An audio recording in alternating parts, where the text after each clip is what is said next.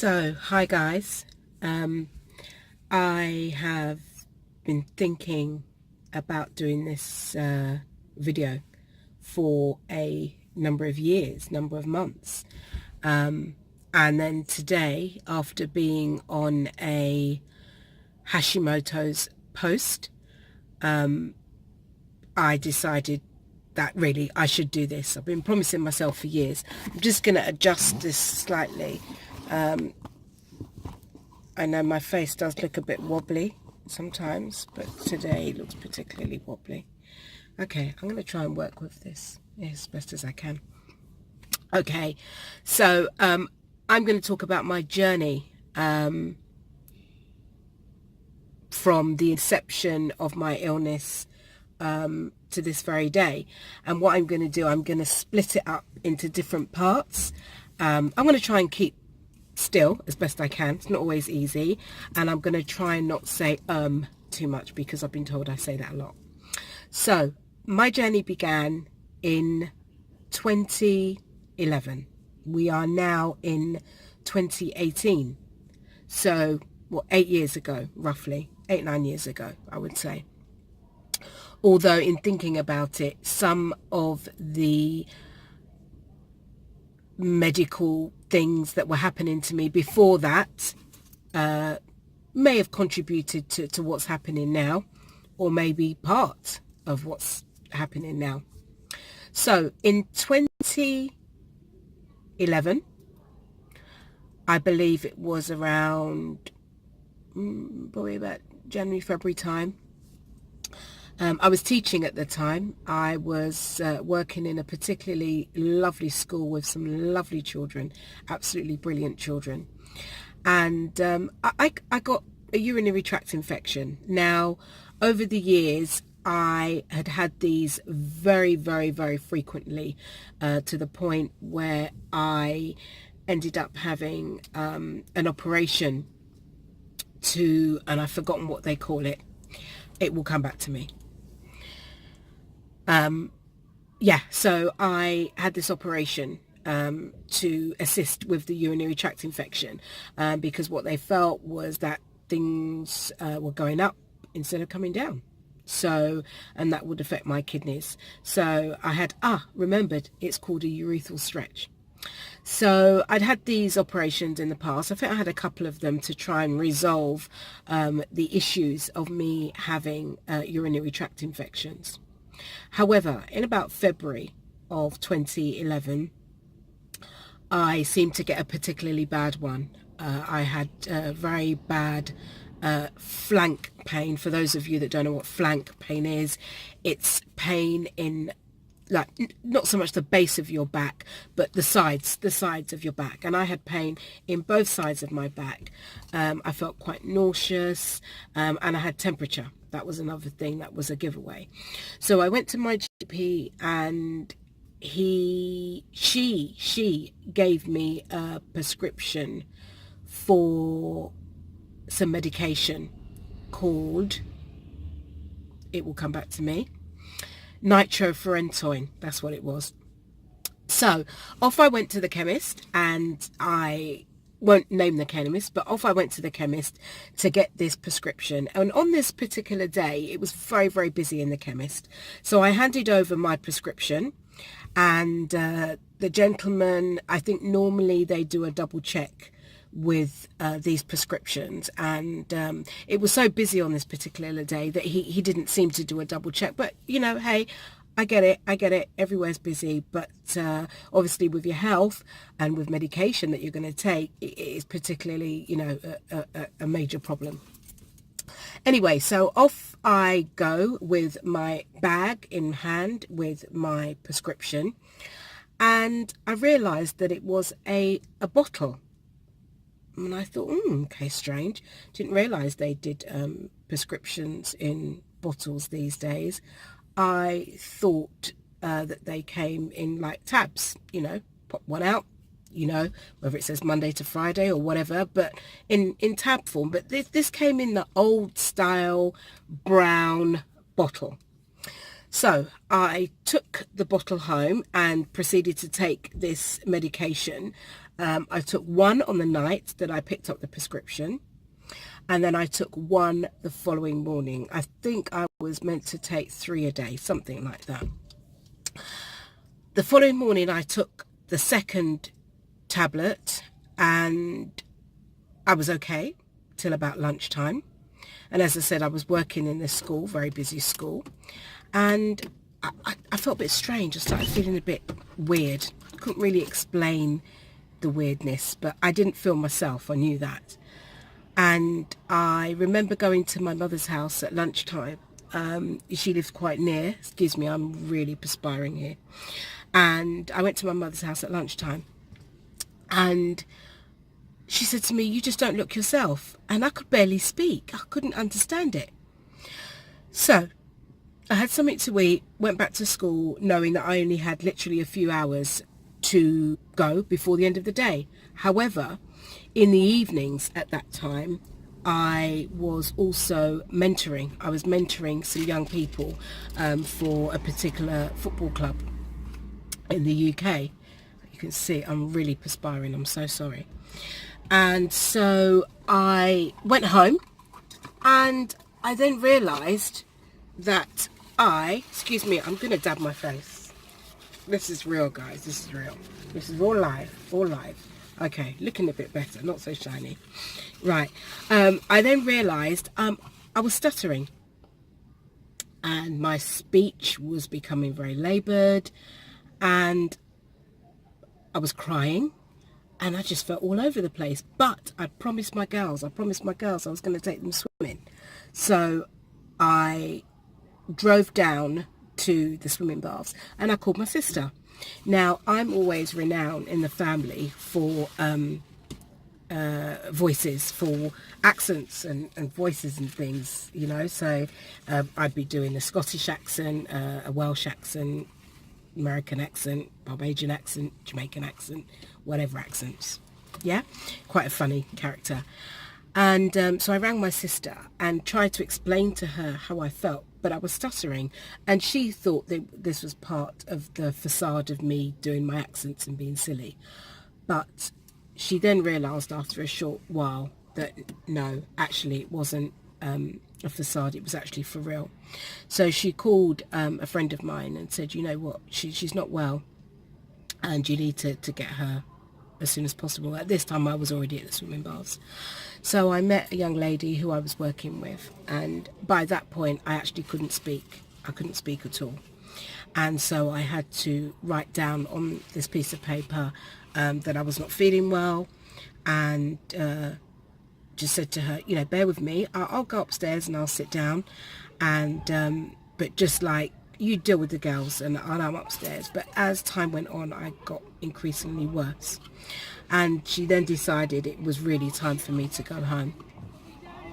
At that point I couldn't actually drive home, so she drove me home, and we met my daughter at the front door, and they took me up the stairs, and I collapsed on the stairs. Couldn't explain what was wrong. So I thought maybe a bath would help. Yeah, that always seems to make things right and just remedy things.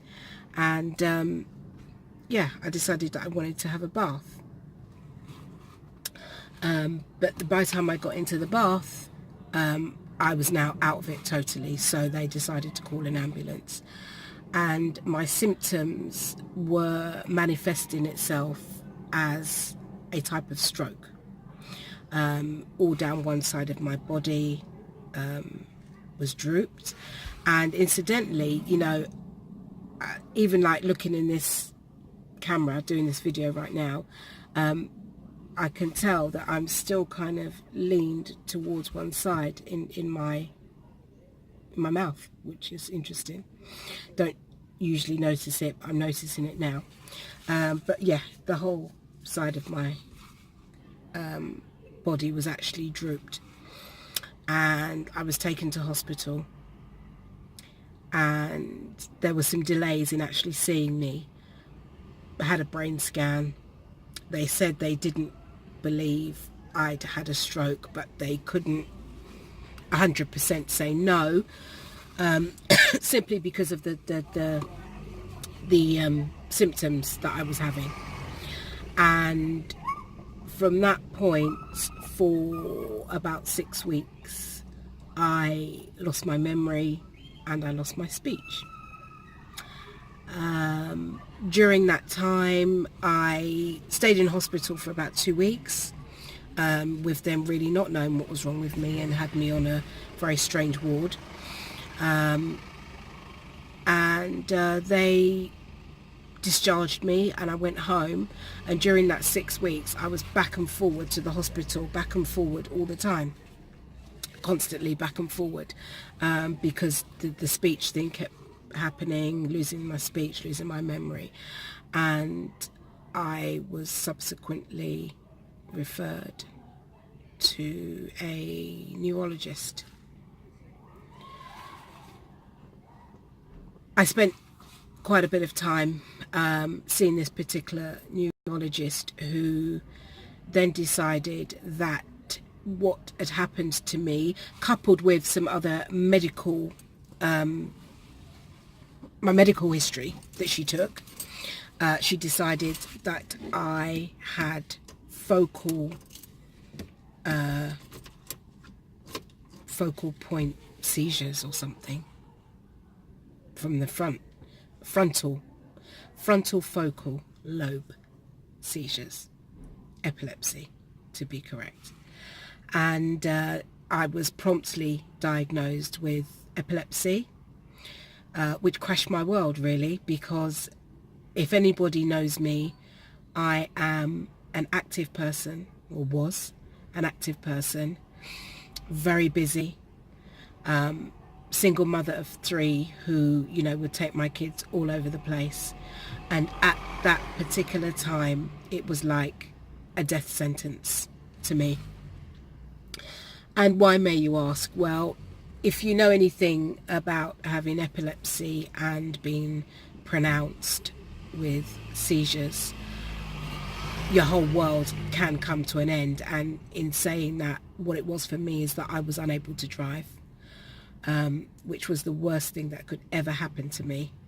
My children were still quite young. I think my youngest at that time was about 4 maybe, and yeah, and her school wasn't particularly near, and still having the memory issues.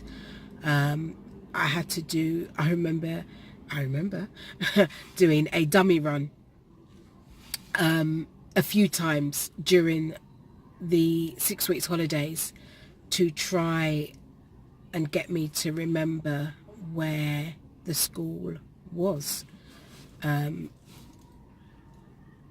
what that meant was really being really frightened about doing that. Really frightened. My daughter, my eldest daughter, who has been a rock, I can't tell you how this girl has been to me. And, you know, part of doing these videos is, if, you know, I always say to them that I would leave them a legacy, and my legacy really is, you know, sometimes doing things and saying things that you don't always say to them. But what she did at the time, she would write down for me the bus number so that I could remember. But then I'd get to the bus stop and I'd lose the piece of paper, and then I'd look at my phone to ring her, but then looking at my phone became a blank. And this kind of thing was happening quite frequently, quite regularly, where I would go somewhere in our local area and just totally blank out as to where I was, and then would phone in a panic just to say I don't know where I am, and I'd have to give a landmark as such, you know, by a road that says this, but it meant nothing to me. And being in an area that meant nothing to you, where you grew up in, is, I'm telling you, it's the worst thing ever. It's the worst thing that you could ever have. And so I remember those very early days of trying to take my kids to school. But luckily, you know, with God on my side, my children were very sensible, and I wasn't really having to remember so much. They would particularly know exactly where they were going, and they would say, no mum, don't go this road. But then the panic would be more so when I dropped them off, if I would get home. And sometimes it would take me forever to get home, because then I couldn't remember. I would drop them off at school and I couldn't remember to turn left or right. But then I knew I could follow some of the mums to a certain point, and then sometimes the memory would kick in, or other times I'd have to make the call. You know, when they say phone a friend, I'd phone my daughter. Yeah, just to say, okay, I've made it to this point. What do I do now? So I went along for months with this issue, and as I said, my driving license was revoked for about 2 years, 2 and a bit years, nearly 3 years maybe, and I had this diagnosis over my head of having seizures. So that's point number one. Point number two was then in taking my kids to school, their school was on a particularly steep hill, crazy hill. When it was winter, you couldn't even walk up the hill, and you couldn't drive down the hill or drive up the hill. And I noticed that going up the hill, I was getting really, really, really, really tired, breathless. And I was thinking, what is wrong with me? This is crazy. Could it be the medication, I thought. So I mentioned it to the neurologist, and she said she didn't think it was the medication, but she changed it slightly. And in between all of this happening, I was starting to get seizures. So I remember one particular day I went out with my sister, and I was fine, you know, during the shopping trip and whatever. And then on the way back, I started feeling blank, totally blank. My face was blank, my mood was blank, everything was blank.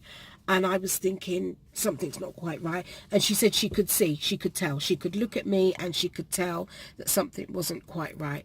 And I was blinking a hell of a lot.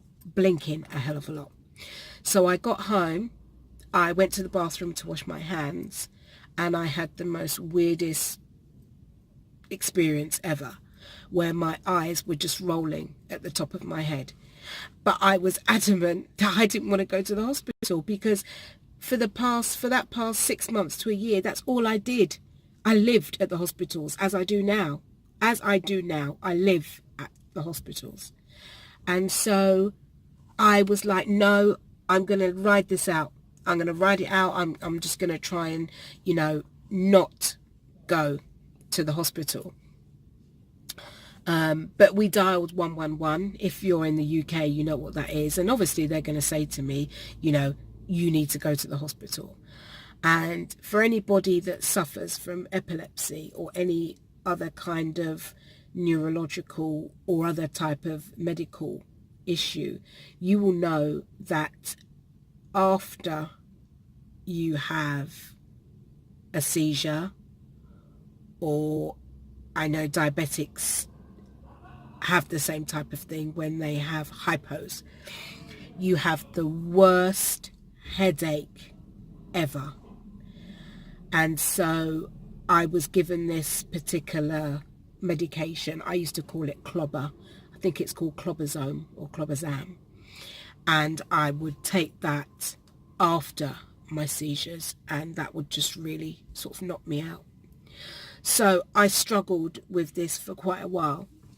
And then my neurologist decided that she wanted to do some tests. Now, you guys, whoever's had seizures or anything like that to do with the brain, you will know that they put these kind of like probes on your head. This hat makes you look like some kind of mad professor, or I don't know, just somebody crazy. And I had this test done, and they withdrew my seizure medication, which I've been told over the years afterwards that should have never have been done. It should have been filtered down, tapered down is the right word, but it was withdrawn totally. And I remember being in the hospital because after I had the initial seizures and I couldn't remember a damn thing, I decided I need to get my brain back because, again, I would say myself, I'm an intelligent woman. And I cannot be dealing with the fact that I am putting carrots in my bedroom, coffee in the washing machine, and all of those and can't find anything. I can't be dealing with this. So I need to find a strategy, and I need to find some sort of mechanism that's going to help me to retrain my brain. Oh, so what does she do? She decides to go and do a law degree. Yes, a law degree. So I started this law degree, and during this law degree is when I had this test done. I think it's called a topography or tomography or something like that. Definitely not pornography. Get that right. And I had this test done, and I remember being in there with all my books because I thought, you know what, I just need to keep focused while I'm in here. I don't want to be thinking about what they're doing with the stupid hat thing on my head. It's very similar to what I've got now, actually, but just a little bit more all over. And I remember speaking to my mum at about 10 o'clock at night, and she said, how's it going? And I said, it's fantastic. I've had no seizures. It's brilliant. And she said, well done. You know, keep it going. Just keep relaxing, and I'll speak to you tomorrow. And literally 5 minutes later, I had the worst seizure ever. And it started with my leg twitching, my toes twitching, and then my knees twitching. And then I just felt my whole body going. And it got to the point where I hit my head on the side cabinet in the wall, because I didn't get a chance to, because I didn't know what was happening. I didn't get a chance to press the buzzer, you know, like when you press the buzzer for the nurses to come. I didn't get the chance because I didn't know what was going on, and by the time I realized, my whole body was taken over by the seizure. And what is also meant to happen apparently is, when it all starts, is that they press a button which links this micro hat business thingy bobby to a machine, which indicates whether there's any sort of electrical activity in your brain, or none in my case, or I don't know. But I'm not even sure whether the button actually got pressed, because I was kind of going off the bed. I remember lots of people running, and I could hear them saying something like, this is what we wanted to see. So literally 30 seconds, however long it lasted, and it kind of subdued, and I felt this massive headache coming on. And then I had another one, and then I had another one. So I had 3 seizures all at once, within a space of about, I don't know, 10 minutes. The strangest thing about that, which I never understood, but hey, is that the following morning, the doctors came and said,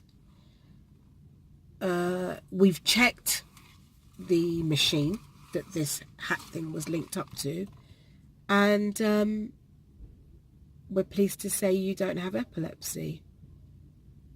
Really? Okay. Interesting. And then I was rushed off the premises like a thief in the night, but I refused to leave because I couldn't understand how I had those incidences of seizures, and they were saying to me that nothing was wrong. Not only that, they also didn't restore my medication. I was still totally off my medication. Again, I've been told that should have never have happened, and that it was very dangerous. But we're going to park that for the minute. So I'm going to leave you for the moment. I'll come back shortly. with the first instance of memory loss and speech loss, and then seizures. So stay tuned for part 2 of my journey